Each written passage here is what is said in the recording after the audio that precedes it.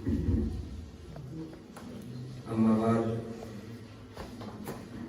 أعوذ بالله من الشيطان الرجيم بسم الله الرحمن الرحيم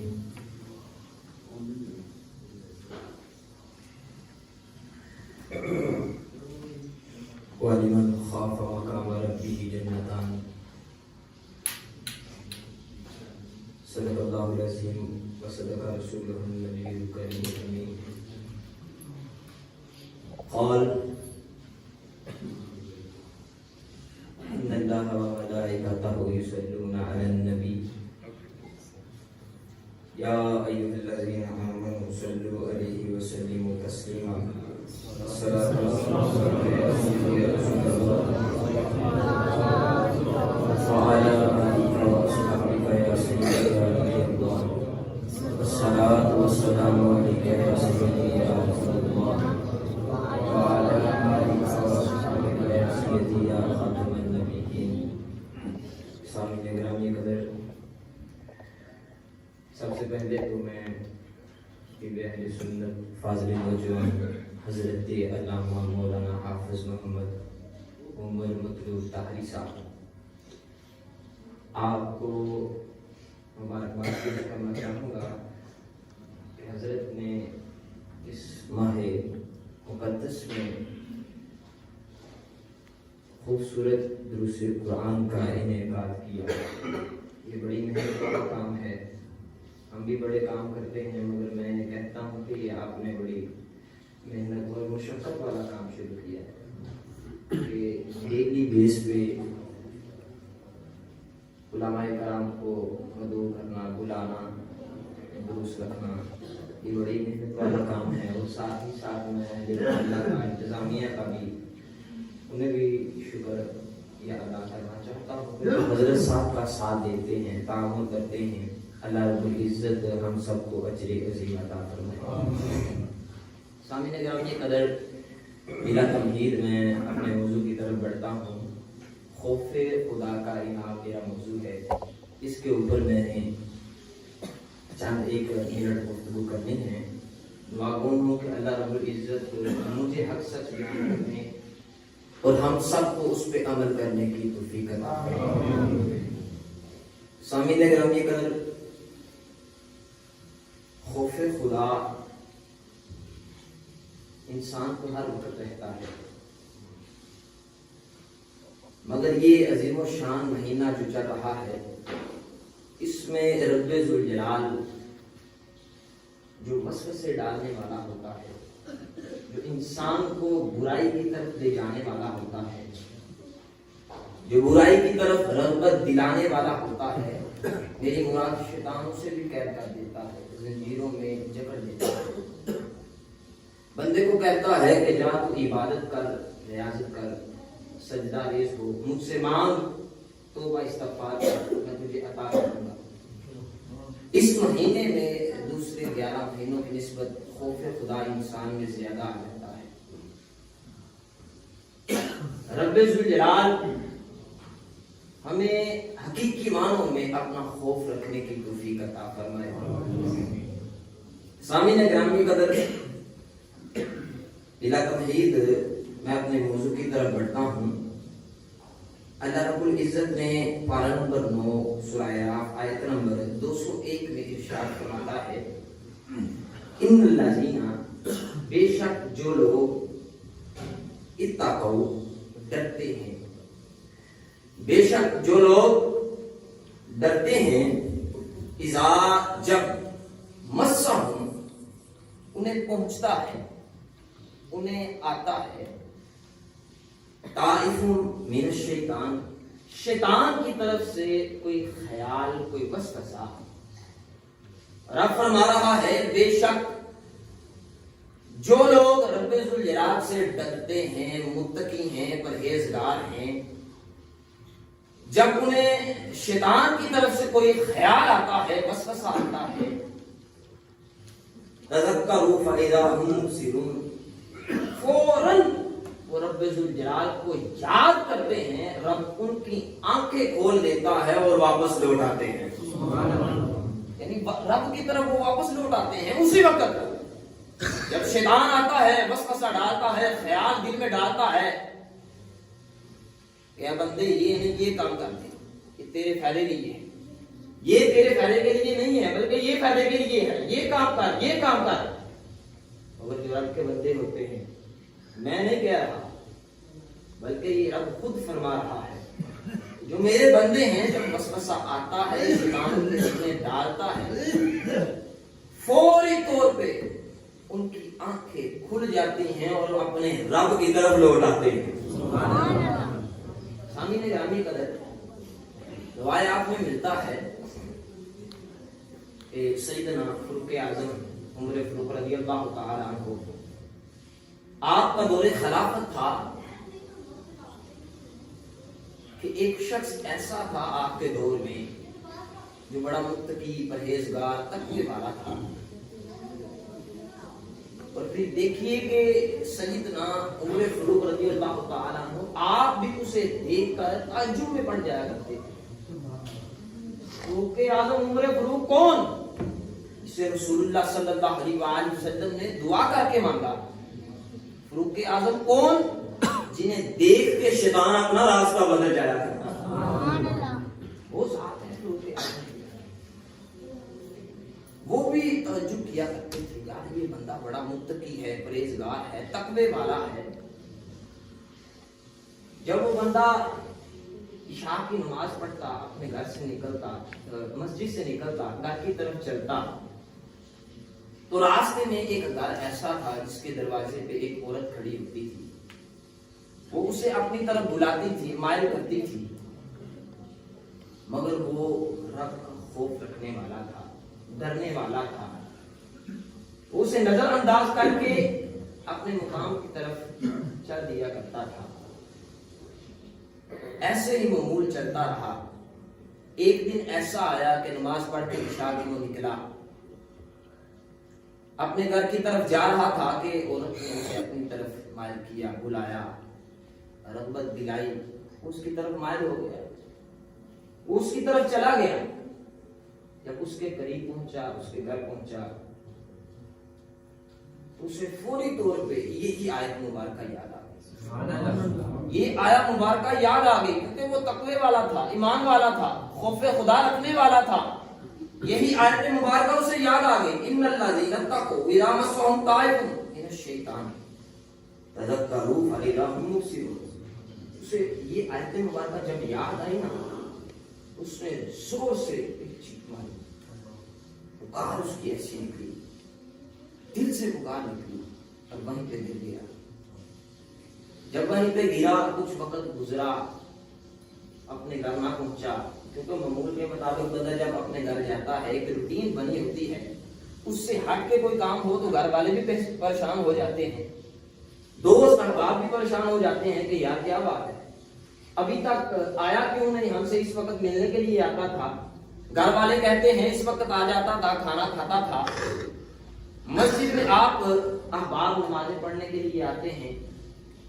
جو معمول کے مطابق نمازیں پڑھنا جماعت کے ساتھ ادا کرتے ہیں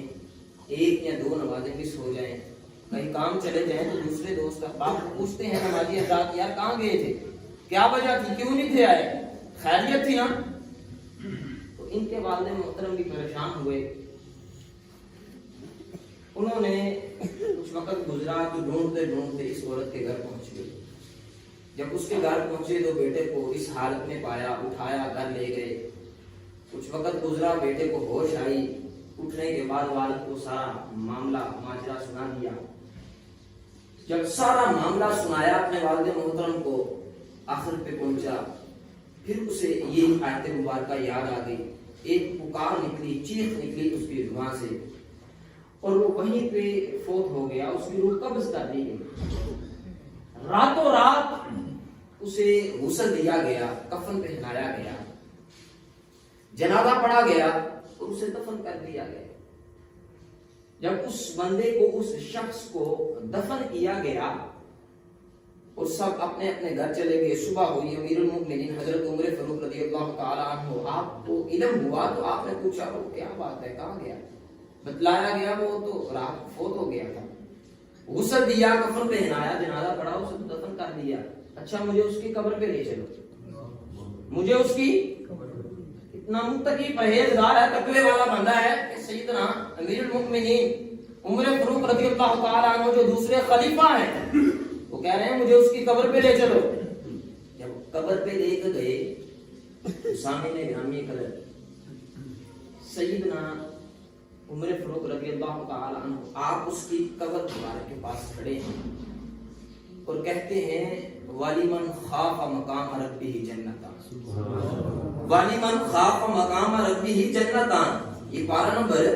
27 ہے، سورہ رحمان ہے، آیت نمبر 46 ہے، 46 ہے۔ امیر المؤمنین سیدنا عمر فاروق رضی اللہ تعالیٰ عنہ آپ نے پڑھا وَلِمَنْ خَافَ مَقَامَ رَبِّهِ جَنَّتَانِ،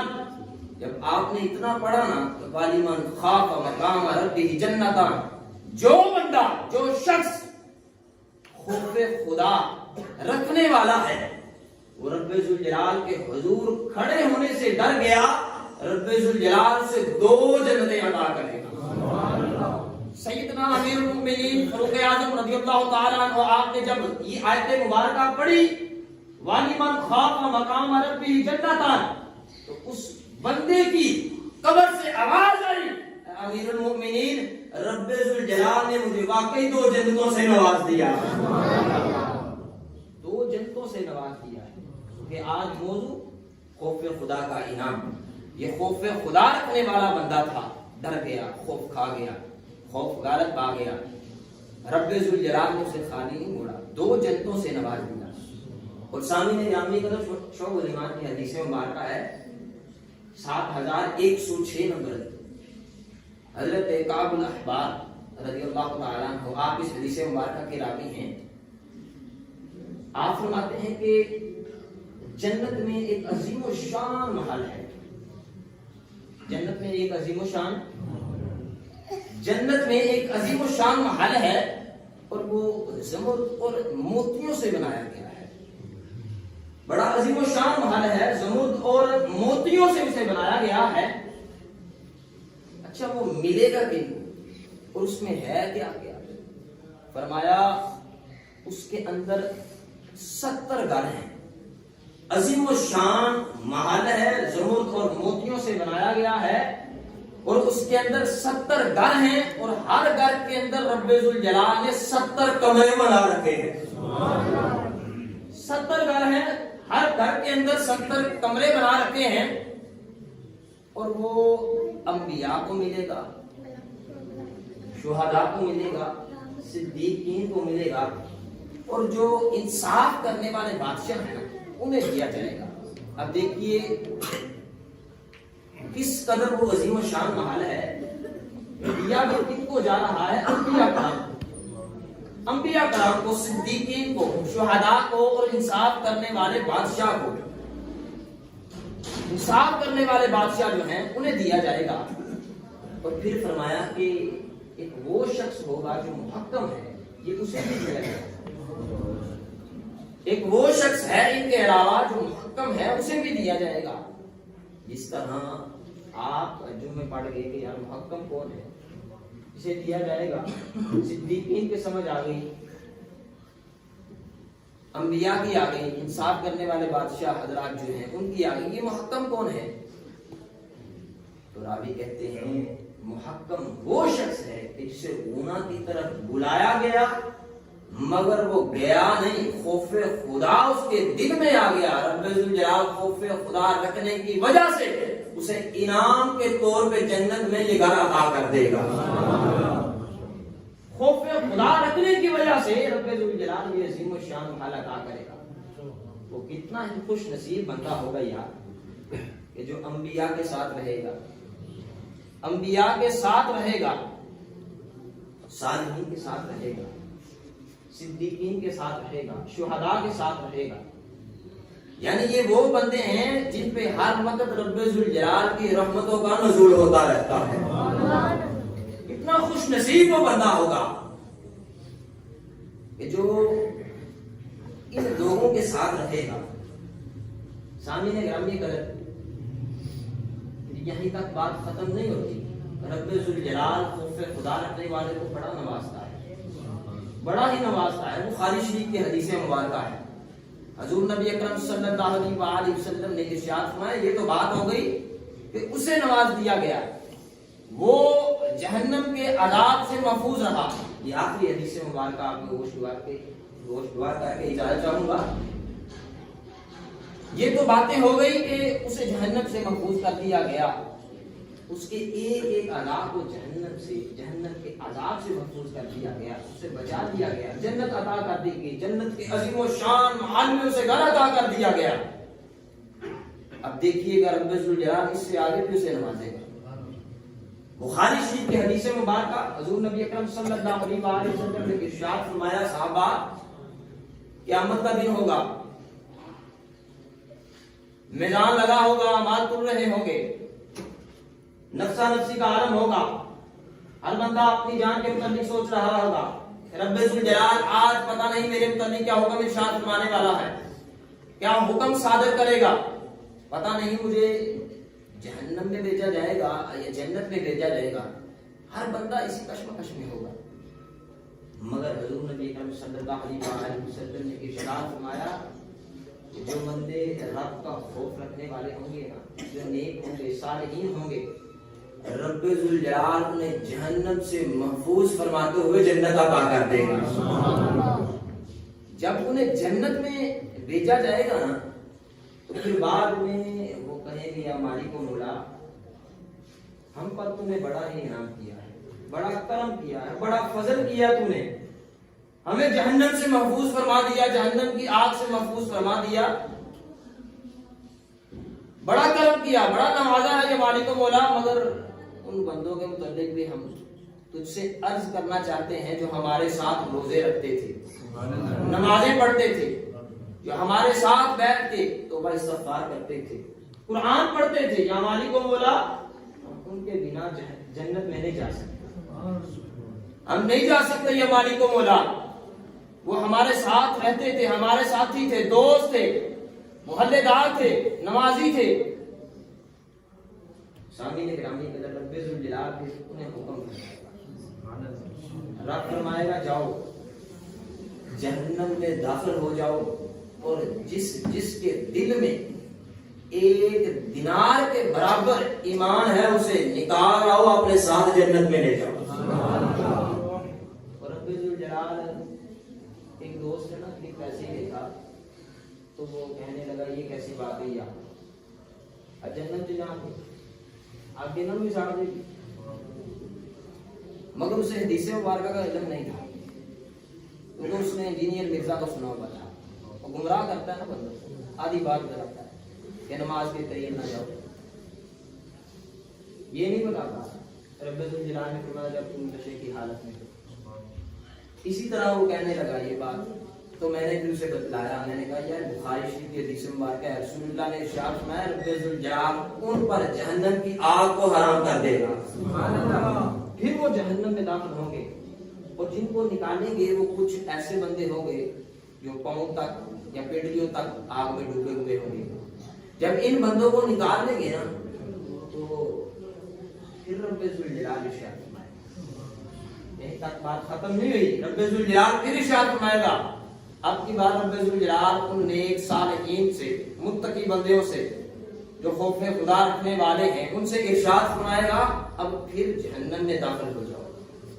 जिनके दिल में आधे दिनार के बराबर भी ईमान है ना, आधे दिनार के बराबर भी नेकी है ना, उन्हें भी निकाल लाओ और अपने साथ जन्नत में ले जाओ। आधे दिनार के बराबर। और फिर रब्बे ज़ुल जलाल ने फिर हुक्म फरमाएगा, आपकी बात तुम फिर दाखिल हो जाओ। कहते हैं छोटी सी नेकी भी बंदे के काम आ सकती है।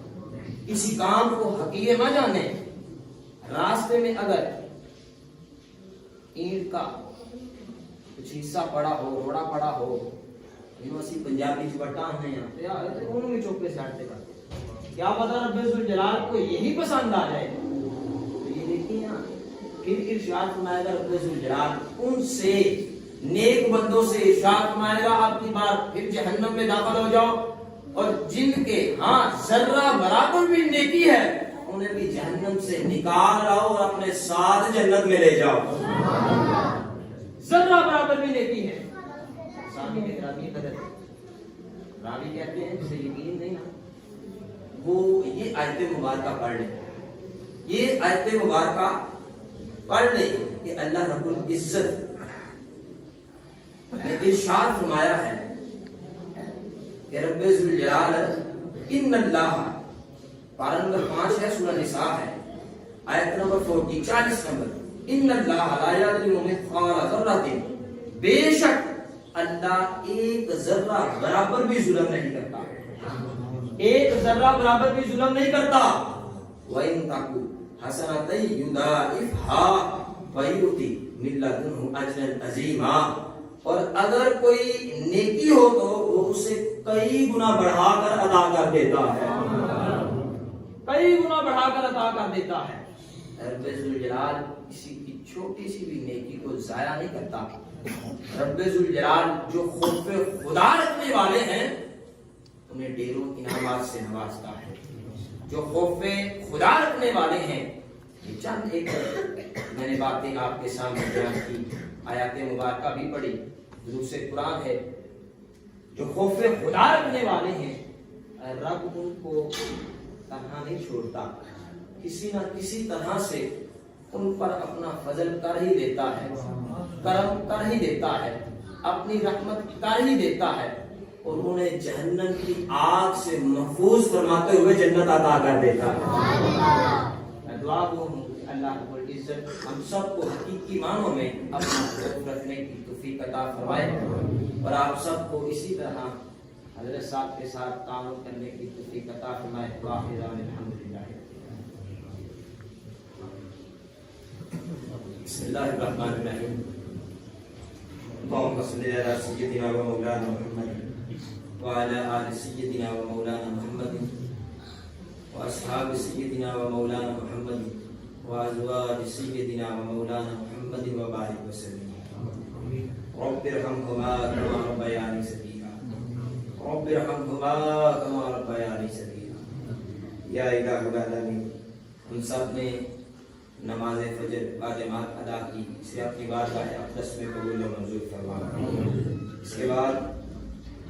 سے قرآن جو مسلسل چل رہے ہیں, آج اس کا ایک حصہ بیان کیا گیا, یعنی درس قرآن ہوا, اسے بھی اپنی بارگاہ اقدس میں قبول و منظور فرما. یا الہ العالمین, حضرت صاحب بڑی کاوشیں کر رہے ہیں, بڑی محنت کر رہے ہیں. کل بھی انہوں نے فون کیا, آج بھی فون کیا. یہ بڑی محنت والا کام ہے, مشقت والا کام ہے. انہیں ڈھیروں انعامات سے نوازا, اور ان کے ساتھ آمن کرنے والے جو حضرات ہیں, انتظامیہ ہیں, اہل محلہ ہے, یا مالک و مولا, انہیں بھی اپنی شان اجر عظیم عطا فرما. ہم سب کو حقیقی معنوں میں تیرا خوف رکھنے والا بنا, ہم سب کو حقیقی معنوں میں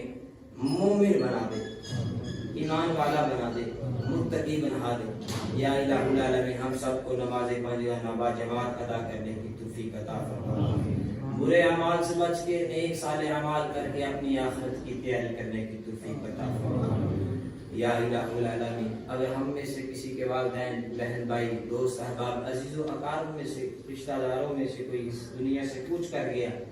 یا مالک و مولا, اس قرآن کے صدقے, صاحب قرآن کے صدقے ان تمام کی کامل بخشش فرما, ان تمام کو جنت الفردوس میں اعلیٰ مقام عطا فرما. اگر ہم میں کوئی بیمار ہے, علیل ہے, یا مالک و مولا, انہیں ہر طرح کی جسمانی روحانی بیماری سے محفوظ فرما, صحت یاب فرما. صلی اللہ تعالی علی خیر خلق